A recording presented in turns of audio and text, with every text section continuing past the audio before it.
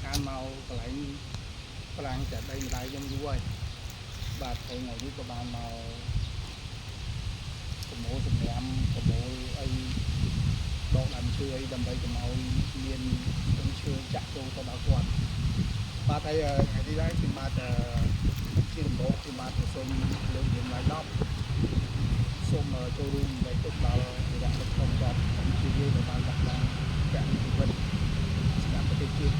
កម្ពុជាដើម្បីឲ្យប្រជាជន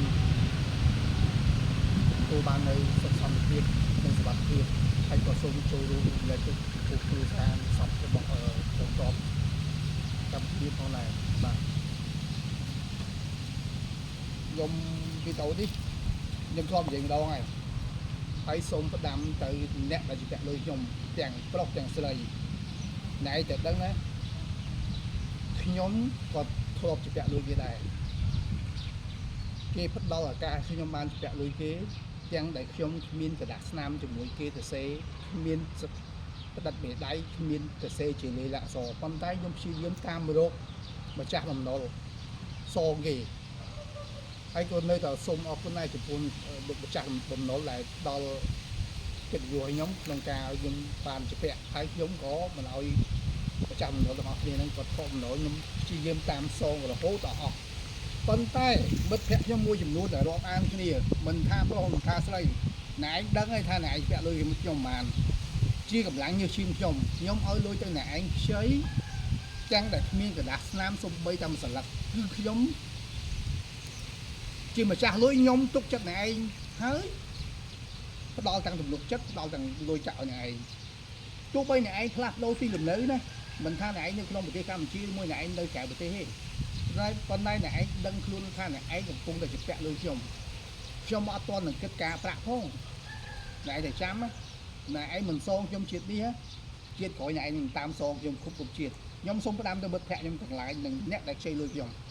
ណែឯងចាំទទួលទោះបីខ្ញុំមិនដាក់បណ្ដាសាណែឯងក៏ដោយប៉ុន្តែណែឯងនឹងទទួលបាបកម្មនឹងតកូនតចៅណែឯងមិនថាជាតិនេះក៏ជាតិក្រោយទេណែឯងត្រូវដឹងថាស្ថានភាពប្រហែលនេះឆ្នាំ2025នេះបន្ទាប់ពីកូវីដហើយរហូតដល់ឆ្នាំ2025នេះសេដ្ឋកិច្ចពិភពលោកគឺមានការប្រែប្រួលមនុស្សសឹងរហូតលុយចាយគ្មានទេចំពោះយើងសាមញ្ញជនយើងមិននិយាយចំពោះអ្នកដែលគេជាអ្នកវិនិយោគធំទេដូចជាអ្នកឯងដូចជាខ្ញុំឲ្យលុយអ្នកខ្ញុំទៅអ្នកឯងខ្ចីអ្នកឯងបំភ្លេចចោលទោះបីជាអ្នកឯងខំបំភ្លេចចោលតែក្នុងគ្រូបានអ្នកឯងមានតែអ្នកឯងនឹងខ្ញុំដឹងថាអ្នកឯងជាពាក់លុយខ្ញុំអ្នកឯងត្រូវចាំអ្នកឯងផ្លាស់ប្ដូរទីលំនៅដល់ណាឡើយមិនថាអ្នកឯងនៅក្នុងប្រទេសអ្នកឯងនៅក្រៅប្រទេសអ្នកឯងនៅជាពាក់គុណខ្ញុំជានិច្ចមិនថាជាតិនេះជាតិក្រោយហើយខ្ញុំរាល់ថ្ងៃខ្ញុំឈឺក្បាលមើលមុខសរសើរនៅគេជាពាក់លុយអសងហ្នឹងអ្នកឯងចាំសម្ដីខ្ញុំទុកបាបកម្មនឹងកម្មជាមានមែនហើយពាក់លុយអ្នកឯងពាក់លុយខ្ញុំមិនមែនតិចទេបើខ្ញុំគិតការប្រាក់ក៏មិនតិចដែរមិននឹកឃើញសងខ្ញុំហើយព្យាយាមរកចេញទៀតមិនត្រឹមតែប៉ុណ្្នឹងទេព្យាយាមយករឿងទាំងឡាយមកយកមកបិទបាំងយកទៅប្រាប់អ្នកនេះអ្នកនោះថាខ្ញុំជាមនុស្សចេះខ្ញុំជាមនុស្សចោះទៀតទាំងតែខ្លួនឯងចាក់លុយខ្ញុំទាំងតែខ្លួនឯងបោកលុយខ្ញុំសោះហ្នឹងណាខ្ញុំនិយាយតែប៉ុណ្្នឹងឯងបើតែឯងមានទឹកចិត្តសងខ្ញុំក៏សងបើមិនសងក៏ឲ្យទៅទូទាត់ជាមួយនឹងកម្មផល